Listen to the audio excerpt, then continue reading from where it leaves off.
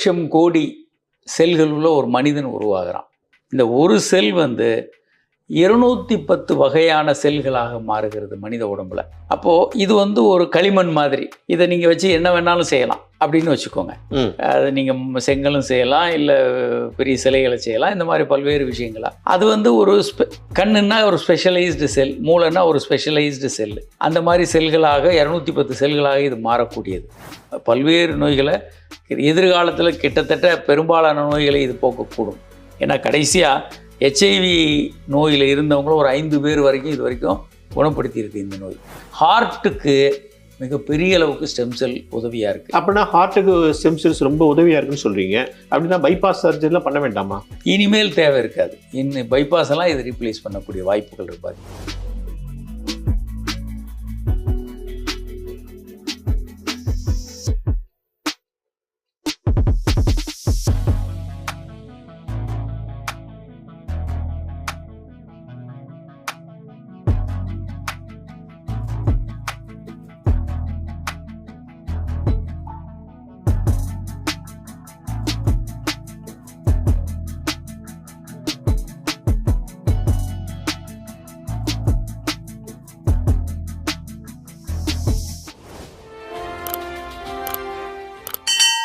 வணக்கம் வாவ் தமிழா நண்பர்களே. பிரபல டாக்டர் காமராஜ் அவர்களை அவரது மருத்துவமனையில் சந்திக்கிறோம்.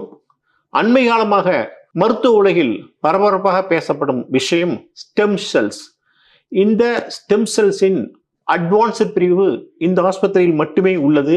அண்மையில் இதை தெலுங்கானா கவர்னரும் பாண்டிச்சேரியின் லெப்டினன்ட் கவர்னருமான தமிழிசை சவுந்தரராஜன் திறந்து வைத்துள்ளார்.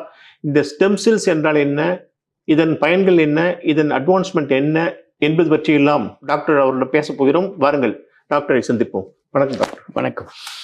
இந்த ஸ்டெம் செல்ஸ் அப்படிங்கிறது இப்போ பரபரப்பாக பேசப்படுது. இது மருத்துவ உலகத்தில் இன்னொரு மைல் ஸ்டோன் அப்படின்லாம் பேசுகிறாங்க. அதை பற்றி கொஞ்சம் சொல்லுங்கள். ஸ்டெம் செல்ஸ்னால் என்ன? மீளுருவாக்கம் அப்படின்னு இதை தமிழில் மொழிபெயர்க்கலாம். இது என்ன அப்படின்னா, இதை முதலாக அறிந்து வரலாற்றில் எழுதினது அரிஸ்டாட்டில். அவர் தான் அந்த விலங்கியல்ல தந்தை. இந்த பள்ளி போன்ற விலங்கினங்களில் வால் அறுந்த போது இல்லை கால் உடஞ்ச போது வெட்டி கட்டுப்பட்டால் மறுபடியும் அது வளர்ந்துடும். அங்கே நிறைய ஸ்டெம் செல்ஸ் இருக்கிறதுனால குருத்தணுக்கள் அதுலேருந்து மறுபடியும் வளர்ந்துடும். இப்போ வாழை மரம்லாம் வெட்ட வளர்கிற மாதிரி வளர்ந்துக்கிட்டே இருக்கும். அவை ஸ்டெம் செல்ஸ்ன்னு அப்போ பேர் இல்லை, ஆனால் வளர்றதை கண்டுபிடிச்சி ரெக்கார்ட் பண்ணது முதலாக அரிஸ்டாட்டில். சரி. பின்னால் 1950களில் இந்த கேன்சர் வந்த பேஷண்ட்டுக்கு முதலாக ஒரு எலும்பு மஜ்ஜை மாற்று சிகிச்சை பண்ணப்போ புதிய மனிதர், அதாவது நோய் இல்லாதவர்களுடைய மஜ்ஜையை மாற்றும்போது அந்த மஜ்ஜை அப்படியே அந்த நோயை போக்குறத கண்டுபிடிச்சாங்க. அதுலேருந்து தான் கொஞ்சம் நாட்கள் கழிச்சு இது ஒரு ஸ்டெம் செல் அப்படின்ற கான்செப்ட் கருதுகோள் ஆக இருந்தது. ஆனால் யாரும் அதை லேபில் உருவாக்கலை, அது ஒரு கருதுகோளாக இருந்தது. அதற்கப்புறம் இதை டெஸ்ட் டியூப் பேபியில் தான் முதலாக ஸ்டெம் செல்லை நம்ம உருவாக்குறோம். ஒரு விந்து எடுத்து ஒரு கருமுட்டை எடுத்து ரெண்டையும் ஒன்றா சேர்த்தா ஒரு செல்லாகுது. 2 செல்லாக இருக்கிறது, விந்தும் கருமுட்டையும் சேர்ந்து ஒரே செல்லாக மாறுது. இதுதான் ஒரு ஸ்டெம் செல். இந்த செல்லிலிருந்து தான் 3 லட்சம் கோடி செல்கள் உள்ள ஒரு மனிதன் உருவாகிறான். இந்த ஒரு செல் 210 வகையான செல்களாக மாறுகிறது மனித உடம்புல. அப்போது இது ஒரு களிமண் மாதிரி. இதை நீங்கள் வச்சு என்ன வேணாலும் செய்யலாம் அப்படின்னு வச்சுக்கோங்க. அது நீங்கள் செங்கலும் செய்யலாம், இல்லை பெரிய சிலைகளை செய்யலாம், இந்த மாதிரி பல்வேறு விஷயங்களா. அது ஒரு கண்ணுன்னா ஒரு ஸ்பெஷலைஸ்டு செல், மூளைன்னா ஒரு ஸ்பெஷலைஸ்டு செல். அந்த மாதிரி செல்களாக 210 செல்களாக இது மாறக்கூடியது. இப்போ இது சமீபமாக ஒரு 20 வருஷமாக தான் இதை பற்றி அதிகமாக பேசுகிறாங்க. அதுவும் சமீபமாக ஒரு 4-5 வருஷமாக ஜாஸ்தி பேசுகிறாங்க. ஆமாம். 98ல் தான் இது முதலாக இதை வளர்த்தெடுக்க முடிஞ்சுது. இப்போது முதலாக எம்ப்ரியோவை மனித உடம்பில் எம்ப்ரியோ வருதுன்னு எல்லாருக்கும் தெரியும். ஆனால் வெளியே லேபில் வச்சு உருவாக்குனது ஸ்டெப்டோ அப்படின்ற ஒரு விஞ்ஞானி. அவருக்கு நோபல் பிரைஸ் கிடைத்தது 2010. அவர் ஐசியூவில் இருக்கும்போது டெஸ்ட் டியூப் பேபி கண்டுபிடிச்சதுக்காக. அவர் தான் முதல்ல விந்தணுவை வெளியெடுத்து கருவையும் வெளியெடுத்து லேபில் வச்சு டெஸ்ட் டியூப் பேபி 1978 முதல் டெஸ்ட் டியூப் பேபி சரி பண்ணுறாரு. அது ஒரு பக்கம். 98 அதிலிருந்து அந்த 5 நாள் கரு வரைக்கும் வளர்க்க முடியும். அதுக்கப்புறம் கரு வந்து வெடித்து அழிஞ்சு போயிடும். அந்த வெடித்த கருவில் வெளியே வரக்கூடிய செல்களை வளர்த்து அவை தான் ஸ்டெம் செல்களாக அதை எவ்வளோ வேணாலும் வளர்க்க முடியும். சரி அதை வளர்க்குற முறை வந்து கண்டுபிடித்தது 3 அறிஞர்கள். கெப்பாச்சி, இவான்ஸ், இந்த குரூப். இவங்களுக்கெல்லாம் 98 இதை பண்ணாங்க. இவங்களுக்கு வந்து 2006 வந்து நோபல் பிரைஸ் கிடைச்சது. இது வந்து எம்ப்ரியானிக் ஸ்டெம் செல். அடுத்த ஒரு வகையானது கார்ட் பிளட்டுன்னு சொல்லுவோம். குழந்தை டெலிவரி ஆகும்போது அதனுடைய அந்த நச்சுக்கொடி அந்தன்னு சொல்லுவோம், தொப்புள் கொடியில் அந்த கார்ட் பிளட்லேருந்து ஸ்டெம் செல் கொண்டு வர முடியும். 3வதாக அந்த வயிற்றுக்குள்ளே நீர் இருக்கும், நீர்க்குடம்னு வாங்க வயிற்றுக்குள்ளே குழந்தை இதுக்கு, அதில் இருக்கிற செல்ஸு ஸ்டெம் செல்ஸாக பயன்படுத்த முடியும். அடுத்ததாக இதெல்லாம் போயிட்டுருக்கு. இதில் இருந்தெல்லாம் கொஞ்சம் கொஞ்சம் அதை உருவாக்க முயற்சி பண்ணுறாங்க, கொஞ்சம் வெற்றி பெறுறாங்க. முதலாக யமனகா என்ற ஒரு ஜப்பான் நிபுணர் ஒரு வளர்ச்சியடைந்த தோல் செல்லை மறுபடியும் மேலுருவாக்கம் பண்ணி அதை ஒரு ஸ்டெம் செல்லாக மாற்ற முடியுமா அப்படின்னு ஆராய்ச்சி பண்ணார். பொதுவாக அது சாதாரணமாக முடியாது. இவர் என்ன பண்ணுறாரு, அதில் ஜெனட்டிக் இன்ஜினியரிங் பண்ணார். 2-3 காம்பனண்ட்டை உள்ளே போட்டு வளர்ச்சி அடைஞ்ச செல்லை மறுபடியும் பேசிக்காக, அதாவது மண்பானையை வந்து மறுபடியும் களிமண்ணாக மாற்றுற வித்தை பண்ணார். அதுக்காக அவருக்கு நோபல் பிரைஸ் வந்து 2012 கிடைச்சிது. அப்போ இந்த ஸ்டெம் செல்ஸ் வந்து அதை எந்த செல்லாக வேணாலும் நீங்கள் மாற்ற முடியும். எல்லா இடத்துலையும் நம்ம உடம்புல ஸ்டெம் செல் இருக்குது. அதனால தான் ஒரு காயம் போடும்போது அது ஆறுது. ஆனால் அதெல்லாம் ஒரு டார்மெண்ட்டாக அமைதியாக இருக்கும், கொஞ்சம் கொஞ்சம் வேலைகளை மட்டும் செஞ்சுக்கிட்டு இருக்கோம். இப்போ நாம் என்ன பண்ணுறோம் இந்த ட்ரீட்மெண்ட்டில்னா, இப்போது வடபழனியில் ஒரு 10,000 பேர் இருக்காங்க அப்படின்னா அவங்க ஒரு மாசாக இருப்பாங்க. இவர்களுக்கு சரியான ட்ரைனிங் கொடுத்து சரியான கமாண்டும் கொடுத்தா இவர்கள் இராணுவம் போல் செயல்படும் போது மிகப்பெரிய விளைவுகளை ஏற்படுத்த முடியும். அதுபோல் இந்த ஸ்டெம் செல்களை கரெக்டாக பிரித்தெடுத்து வளர்த்து அதை சரியான முறையில் பயன்படுத்தும் போது அற்புதமான விளைவுகளை, பல நோய்களை தீர்க்குங்கிறீங்க. பல்வேறு நோய்களை, எதிர்காலத்தில் கிட்டத்தட்ட பெரும்பாலான நோய்களை இது போக்கக்கூடும். ஏன்னா கடைசியாக HIV நோயில் இருந்தவங்களும் ஒரு 5 பேர் வரைக்கும் இது வரைக்கும் குணப்படுத்தியிருக்கு இந்த நோய். இப்போ நீங்கள் சொல்ல பார்த்தா HIV எரெக்டைல் டிஸ்ஃபங்க்ஷன்லேருந்து கேன்சர்லேருந்து டயபெட்டிஸ் வரை எல்லாத்துக்குமே இது சர்வலோக நிவாரணி மாதிரி சொல்கிறீங்க. அது எப்படி சாத்தியம்? அது இந்த செல் வந்து எந்த செல்லாக வேண்டுமானாலும் மாறக்கூடிய தன்மை. இதுக்கு 3 விஷயம் இருக்குது. ஒன்று வந்து ரிப்பேர் பண்ணுது.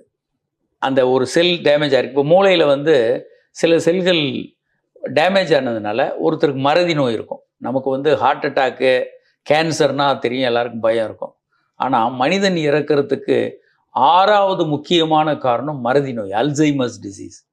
அவன் யார், தான் யாருன்னு தெரியாது. ஒரு படம் கூட தமிழில் வந்தது, தான் யாருன்னு தெரியாது, எங்கே இருக்கிறோன்னு தெரியாது. இது வரைக்கும் 30-40 வருடங்கள் போயிட்டு வந்த வீட்டுக்கு மறுபடியும் போக வழி தெரியாது. தன்னை யாருன்னு மறந்துடுவாங்க. இப்படியெல்லாம் விஐபி கூட தமிழ்நாட்டில் 2-3 பேர் அப்படி இருந்தாங்க. அப்போது இந்த ஞாபக மறதி என்ன, செல்கள் மூளையில் இருக்க செல்களில் வந்து டேமேஜ் ஆகும்போது இது வருது. அதை மீளுருவாக்கம் செய்து மறுபடியும் அதை புனரமைக்கும் போது அவர்களுக்கு ஞாபக சக்தி. சரி, இந்த செல்லை எங்கேருந்து எடுக்கிறீங்க? ஈஸியாக எடுக்கிறது வந்து முதல்ல எங்கே எடுத்தாங்கன்னா எலும்பு மஜ்ஜைகள்லேருந்து எடுத்தாங்க. இடுப்பெலும்பு தான் வெளியே நீட்டிகிட்டு இருக்கு, அங்கேருந்து ஈஸியாக எடுத்துடலாம். அதுக்கு அப்புறம் நம்ம வயிற்றில் இருக்கக்கூடிய தொப்பை கொழுப்புலேருந்து எடுக்கிறது. இந்த வித்தியாசம் என்ன அப்படின்னா, இதில் கொஞ்சம் கொழுப்புலேருந்து எடுக்கிறதுல நிறைய நன்மைகள் இருக்குது. என்ன நன்மை ஒன்று என்னென்னா, 1 கிராம் கொழுப்புலேருந்து கிடைக்கக்கூடிய ஸ்டெம் செல்ஸும் 1 கிராம் எலும்பு மஜ்ஜையிலேருந்து கிடைக்கக்கூடிய ஸ்டெம் செல்ஸும் கம்பேர் பண்ணும்போது கொழுப்புலேருந்து கிடைக்கிற ஸ்டெம் செல்ஸ் 500 மடங்கு அதிகமாக இருக்குது. நம்பர் 1. நம்பர் 2, எலும்புலேருந்து கிடைக்கக்கூடிய ஸ்டெம் செல்ஸில் சில நேரங்களில் நமக்கு ஆன்டிபாடிஸ், எதிர் உயிரிகள் உண்டாக வாய்ப்பு இருக்குது. ஆனால் கொழுப்புலேருந்து உருவாகிறதுல அந்த மாதிரி வாய்ப்பு இல்லை. அதனால் கொழுப்புலேருந்து கிடைக்கிறது நம்ம ஸ்டெம் செல்ஸ் ஒருத்தர் கொடுக்குறோம், சில மில்லியன் ஸ்டெம் செல்ஸ் தான் கொடுப்பாங்க. எலும்புலேருந்து எடுக்கிறவங்க லிமிட்டேஷன் இருக்குது. எலும்பு ஃபுல்லாக உறிஞ்சி எடுத்துட முடியாது. ஆனால் கொழுப்பு நம்மளால் நிறைய எடுக்க முடியும். 2வது 500 மடங்கு அதிகமாக இருக்குது. சரி, அது வந்து ஒரு இன்ஜெக்ஷன் மாதிரி போட்டு தான் எடுப்பீங்களா? ஆமாம், ஒரு சின்ன நிக் பண்ணி அங்கே ஒரு 100 ml கொழுப்பை உறிஞ்சி முதல்ல அதை அப்படியே ப்ராசஸ் பண்ணி ஸ்டெம் செல்ஸை பிரிச்சிடலாம். அதுக்கப்புறம் அதை வந்து உரைநிலையில் வச்சு எத்தனை வருஷம் வேணாலும் பாதுகாக்கும். இல்லை, இது வந்து இப்போ அந்த நோய்க்கு வந்து மருத்துவமா எவ்வளோ நாளில் செய்யலாம்னு கேட்குறேன். உடனே கொடுத்துடலாம், அன்னைக்கே கொடுத்துடலாம், எல்லாம் ரெடி பண்ணி கொடுக்கலாம். சில நேரம் அதை இன்னும் கொஞ்சம் வளர்த்து இன்னும் கொஞ்சம் அதிகமாக்கலாம். அது இதனுடைய குணாம்சம் 2. ஒன்று, எத்தனை முறை வேணாலும் எவ்வளோ வேணாலும் இது வளர்ந்துக்கிட்டே இருக்கும். ஏன் வளர்க்கணும்னு சொல்கிறீங்க? நிறைய கிடைக்கும். இப்போ 100 ஸ்டெம் செல் இருந்ததுன்னா அதை 500, 1000, 1,00,000 வளர்த்து. இப்போ பிளட் பேங்க் மாதிரி ஸ்டெம் செல் பேங்க் இருக்கா? ஸ்டெம் செல் தொப்புள் கொடி ஸ்டெம் செல் பேங்க் இருக்கு. ஸ்டெம் செல்ல வந்து ஒரு மனுஷன் ஆமாம் இருக்கு, அது இருக்கு அப்படின்னு வச்சிருக்காங்க. ஆனால் அது ரொம்ப பாப்புலர் இல்லை. ஏன் அப்படின்னா, மற்றவங்ககிட்ட இருந்து வாங்கி வைக்கிறதுக்கு பதிலாக நம்ம ஸ்டெம் செல்ஸ் எடுத்து பயன்படுத்துறது பல மடங்கு நன்மை பயக்கும் என்பதால அந்த மாதிரி மற்றவங்ககிட்ட இருந்து வாங்கி வைக்க வேண்டியதில்லை. நம்ம அதை கொஞ்ச நாள் வச்சிருக்கலாம். நம்ம ஒரு தடவை கொடுக்குறாங்க, அதை பயன்படுத்துகிறோம், அடுத்து இன்னொரு தடவை கொடுக்கறதுக்கு ஒரு 45 நாட்கள் இடைவெளி விட்டுட்டு திரும்ப ஒரு தடவை கொடுக்கலாம். சரி, ஒரு பெண்ணுடைய ஸ்டெம் செல்ஸ் வந்து ஆணுக்கு வைக்கலாமா? கொடுக்கலாம், ஒன்றும் பிரச்சனை இருக்காது. அதாவது இதில் நிறைய சின்ன சின்ன மாறுபாடுகள் இருக்குது. எலும்பு மஜ்ஜையிலேருந்து கொடுக்குறோம் அப்படின்னா அது கொஞ்சம் ஜெனட்டிக்கலாக ஒத்து போகுதான்னு பார்க்கணும். சில இடங்களில் அந்த மாதிரி தேவையில்லை. சில இடங்களில் ஜெனட்டிக்காக ஒரு ஒத்து போகிற தன்மை இருக்கான்னு பார்த்துக்கிட்டு தான் கொடுக்கணும். சரி, அவங்களுக்கு ஒரு நோய் இருக்குன்னு வச்சுங்களேன், யார்கிட்ட எடுக்கிறோமோ அந்த மாதிரி எடுத்தா நோய் உள்ளவர்கள்ட்டெல்லாம் எடுக்கவே கூடாது. நோய் உள்ளவர்கள், ஒரு HIV நோய் இருக்குது, டிபி நோய் இருக்குல்ல, வேறு நோய் உள்ளவர்கள்ட்ட எடுக்கக்கூடாது. ரொம்ப ஆரோக்கியமான மனிதர்கள்ட்ட இருந்தால் எடுக்கணும். ஸோ ஒருத்தருக்கு டயபெட்டிஸ் இருக்குது, அவர் உடம்புலேருந்தே ஸ்டெம் செல்ஸ் எடுத்து அவருக்கே பண்ணி முடிச்சிடலாம். இல்லை, இதில் என்னென்னா டயபெட்டிஸ் முழுமையான க்யூர்ன்றதோட பெருமளவுக்கு இம்ப்ரூவ் ஆகுது. டைப் 1 டயபெட்டிஸ் அப்படின்னு எடுத்துக்கிட்டோம்னா குழந்தைகளுக்கு 2 வயசு 3 வயசு குழந்தைகளுக்கு வரலாம், ஒரு 14 வயதுக்குள்ள சிறுவர்களுக்கு வரலாம். இது உங்களுக்கு ஆயுள் முழுவதற்குமான தண்டனையாக இருக்குது. எப்போவும் மருந்து எடுத்துக்கிட்டே இருக்கணும், இன்ஜெக்ஷன் போடணும், அந்த மாதிரி கண்ட்ரோல் இருக்காது. அப்படி இருந்தாலும் ஆயுள் வந்து கொஞ்சம் கண்ட்ரோல் இல்லாதனால சீக்கிரம் காம்ப்ளிகேஷன் வந்துடும். இப்போது அவர்களுக்கு ஸ்டெம் செல் மூலமாக ட்ரீட்மெண்ட் கொடுக்கும்போது பெருமளவுக்கு அவங்க கண்ட்ரோலுக்குள்ளே வர்றாங்க. ஒரு நல்ல கண்ட்ரோல், சுகர் கண்ட்ரோல் கிடைக்குது. முழுமையாக குணமடைகிறாங்கன்னு சொல்ல முடியல, ஆனால் பெருமளவுக்கு கண்ட்ரோல் ஆகுது. இன்சுலின் தேவை வெகுவாக குறைகிறது.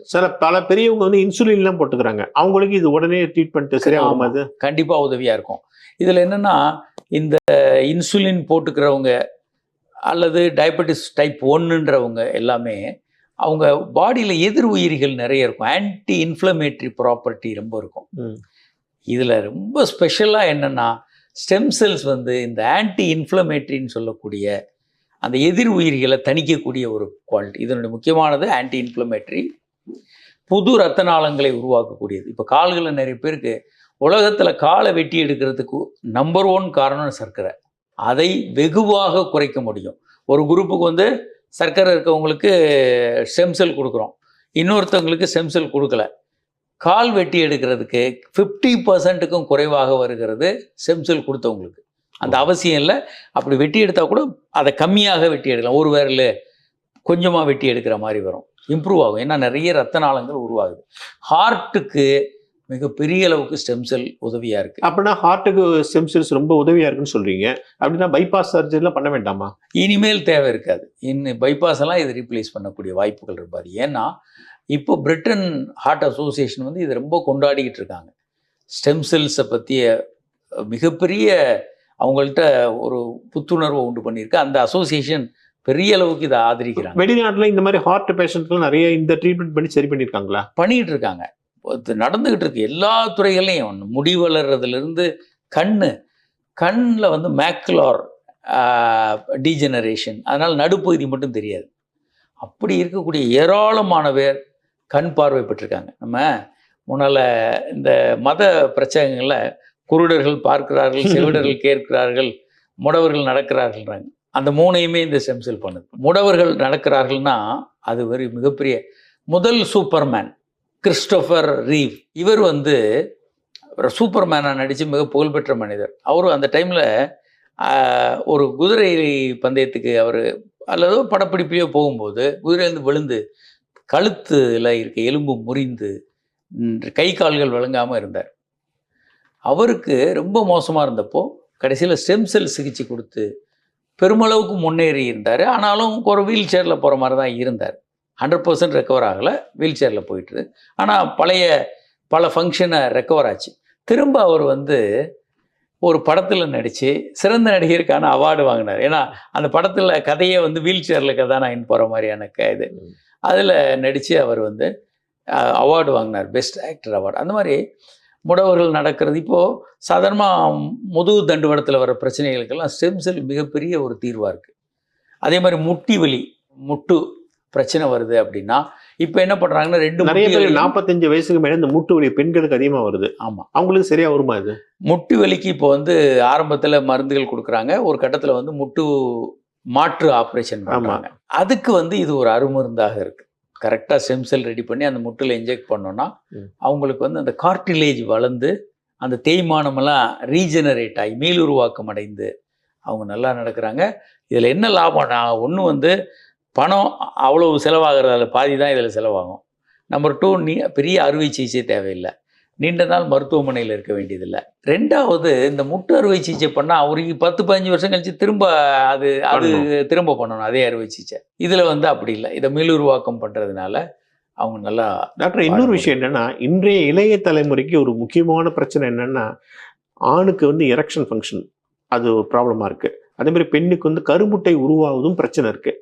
இதை வந்து குழந்தை பேர் இல்லாதவர்களுக்கு இது எந்த அளவுக்கு உபயோகப்படும்? ஆண்மை குறைவு குழந்தையின்மைக்கு வந்து இது ஒரு வரப்பிரசாதம்னு சொல்லலாம். இது வந்து 100% சக்ஸஸ் உண்டா, அதில் ஓரளவு தான் சக்ஸஸ் உண்டா? பெருமளவுக்கு நல்லா இருக்கிறாங்க. ஒரு இன்ஜெக்ஷன் போட்ட உடனேயே 50% நல்லா இருக்கிறாங்க. ஏன்னா இந்த இன்ஜெக்ஷனை அந்த ஸ்பாஞ்ச் மாதிரி இருக்கக்கூடிய ஆணூர் பிளட் இன்ஜெக்ட் பண்ண உடனே அங்கே ரத்த நாளங்கள் விரிவடையுது, நரம்புகள் ரிப்பேர் ஆகுது, உள்ள ஸ்பாஞ்ச் டிஷ்யூ எல்லாம் ஆணூர்பிளே இன்ஜெக்ட் பண்ண முடியுமா? ஆணூர்பிளே இன்ஜெக்ட் பண்ண முடியும். ஒன்று வந்து ட்ரிப்ளையும் கொடுக்க முடியும். அது 2ஐயும் பண்ணும்போது அவங்களுக்கு ரொம்ப மிகப்பெரிய நன்மை இருக்குது. திரும்ப ஒரு 45 நாள் கழித்து இன்னொரு முறையும் இதை கொடுத்தாங்கன்னா அவங்க பெரும்பாலானவங்க வந்து நார்மல் ஆயிடுறாங்க. அடுத்து வந்து விந்தணுக்கள் இல்லாதவர்களுக்கு விந்து பையில் இந்த ஸ்டெம் செல்ஸ் கொடுக்கும்போது விந்தணுக்கள் உற்பத்தி ஆவதற்கான வாய்ப்புகள் பல மடங்கு அதிகமாக. நீங்கள் சொல்ல பார்த்தா நாட்டில் இருந்து எங்கே பார்த்தாலும் இந்த ஃபெர்டிலிட்டி சென்டருங்கிறது நிறைய ஆரம்பிச்சிட்டாங்க. இப்போ இந்த ட்ரீட்மெண்ட் பண்ணால் அதுக்கு வேலையே இல்லாமல் போயிடும் போல இருக்கு. ஃபெர்டிலிட்டி சென்டர்ஸு எல்லாரும் ஸ்டெம் செல்ஸுக்கு வர வேண்டியதில்லை. ஸ்டெம் செல்லும் அதில் ஃபெர்டிலிட்டியில் ஆனால் இன்னொரு புதிய முக்கியமான ஒரு பகுதியாக மாறிடும். சார், நீங்கள் சொல்கிறது பார்த்தா பல வியாதிகளுக்கு அதான் ரொம்ப நாள் கஷ்டப்படுற வியாதிகளை இது சரி பண்ணுதுங்கிறீங்க. இது ஏன் வந்து பெரிய லெவலில் மார்க்கெட்டுக்கு வரல? சரி, இது வந்து கிட்டத்தட்ட ஒரு 10 வருடங்களாக தான் பெரிய அளவுக்கு ட்ரையல். அதுக்கான சரியான மருத்துவ அந்த நாலேஜ் உள்ளவங்க இங்கே இன்னும் உருவாகலையா? ஒன்று வந்து புதிய விஷயங்கள் எல்லாமே அப்படி தான். இப்போ ஃபெர்டிலிட்டி சென்டர்னு எடுத்துக்கிட்டிங்கன்னா 2000 வந்து கம்மியான ஃபெர்டிலிட்டி சென்டர் தான். சென்னையில் 10 ஃபெர்டிலிட்டி சென்டர் தான் இருந்தது. இன்னைக்கு 100 கணக்கில் 1000 கணக்கில் இருக்குது. அதுக்கு டைம் ஆகும். இந்த டெக்னாலஜி கீழே வரைக்கும் போய், ஏன்னா இது எல்லாம் புதிய டெக்னாலஜி வரும்போது செலவான விஷயமாகவும் அது எக்யூப்மெண்ட் டெக்னாலஜி எக்ஸ்பர்ட்ஸு எல்லாம் இருக்கும்போது சிரமமான செலவான விஷயமா இருக்கும். நாளாக ஆக அது வந்து எளிமையாக பரவக்கூடும் எல்லா மருத்துவமனைகளுக்கும். அந்த மாதிரி இதுவும் வந்து ஒரு பெரிய டெக்னாலஜி எக்ஸ்பர்டைஸ் எல்லாம் இருக்க வேண்டியது இருக்கிறதுனால கொஞ்சம் கொஞ்சமாக அது விரிவடையும். இதனுடைய இன்னும் நிறைய ஆய்வுகள் நடத்த வேண்டியிருக்கு. இதில் என்னென்னலாம் இன்னும் இதனுடைய விரிவாக்கம் மிக பெருசாக இருக்கலாம். இப்போ கொஞ்ச நேரம் முன்னாடி சொன்னீங்க ஹார்ட் பை